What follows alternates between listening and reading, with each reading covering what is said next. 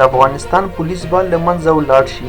دا چې څنګه په دې ویډیو کې به تاسو ته واضح کړو. خو د ویډیو د شروع کېدو نه مخکې زموږ ویډیو لایک کړئ او د روزمره دغسې تازه معلوماتو لپاره سحر میډیا چینل درسره هرومرو سبسکرایب کړئ.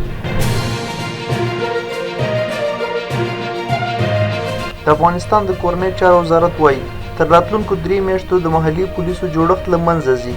کورنۍ چارو وزارت وایي تر راتلونکو 3 میاشتو پورې د سیمه ییزو پولیسو جوړښت له منځه وړي. د کورنۍ چارو وزارت وایي چې له 40,000 محلي پولیسو ځینې به په ملي اردو کې جذب شي، پاتې نور به هم له ملي پولیسو سره یو ځای کړي او ځینې به په کور کېنول شي.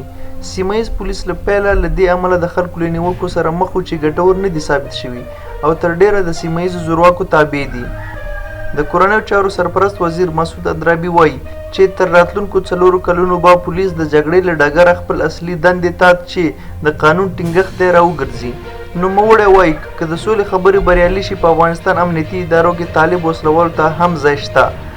اوس مهال د پولیسو شمیر 250,000 کسانو ته رسیږي چې لویه برخه یې د جګړې په ډګر کې فعاله ده.